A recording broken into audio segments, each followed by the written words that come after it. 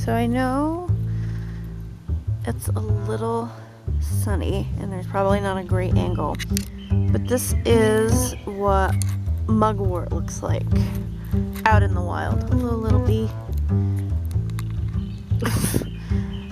And it's in the ragweed family. It is a weed, and there's a reason why I'm showing it to you. I just wanted to get this shot for you before I go and do my experiment.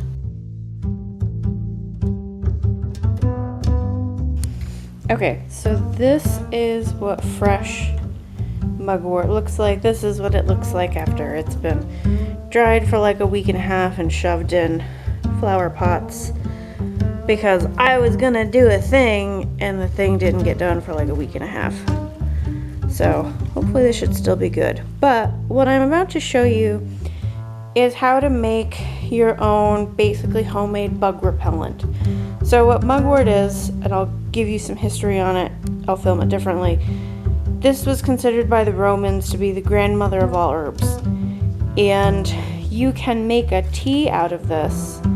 You just boil some water and steep it, and it will create a type of tea that you can use. Those are all, oh, I hope I can get something viable out of this. We'll find out. But basically what happens is when you spray this on plants in your garden, or your vegetable garden, your flower garden, the deers, the chipmunks, the insects won't want to eat it because it tastes like mugwort.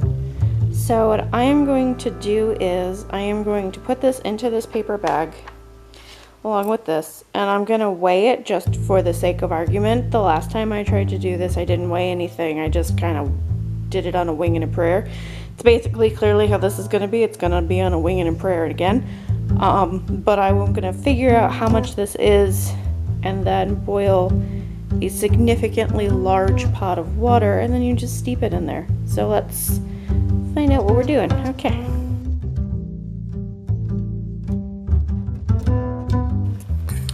Okay, so we weighed it, and it's 3.8 ounces.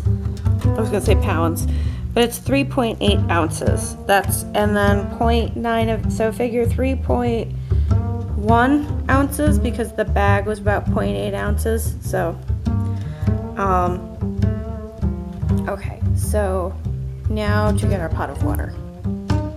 All right, so all I did was I grabbed a 10-quart pot and just filled it up with water and just put it on to boil. And that's all we're gonna do.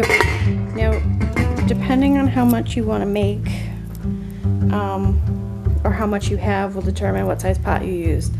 The first time I did this, I think I used a 6-quart pot and ended up with a spray bottle and like a Tropicana bottle full of extra. So this time I'm making more because I have a vegetable garden and a flower garden I'm going to be using it on. So now we wait.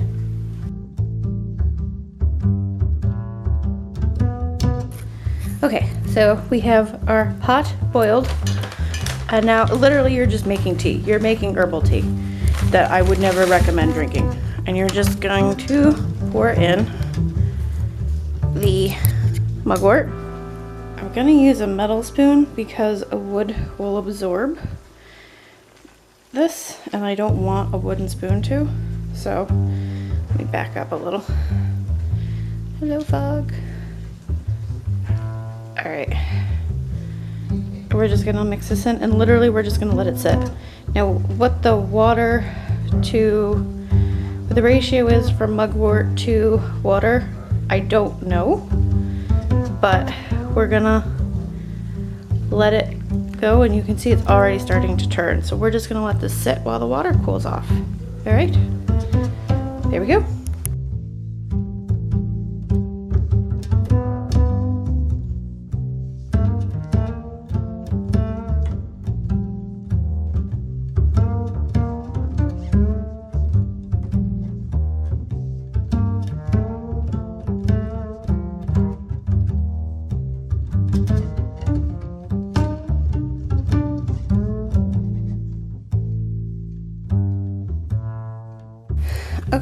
so it's all done seeping, it's cooled off. So now what you're gonna do is you can get a bunch of plastic totes, plastic bottles. You can use glass if you want, it's up to you. It depends on what you have on hand. Use what you have on hand. And you just basically drain out the leaves, because if you want this to sit for a while, it will last better if you drain the leaves out. And just make sure you label the bottles and you should be ready to go. I am going to be doing this by myself, so unfortunately I have to kind of put you back on hold. But see how dark it got? That's actually fantastic. I was not expecting that.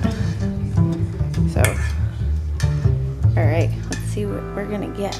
So this is what it looks like now that it's all done. It's really dark.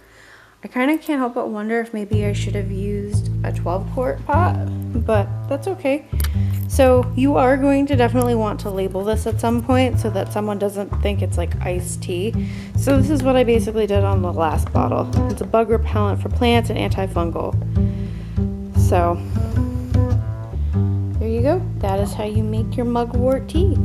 You can dilute it if you want, or when you go to make it, use more water or fewer leaves to make it lighter if you want. But it should work regardless. All right.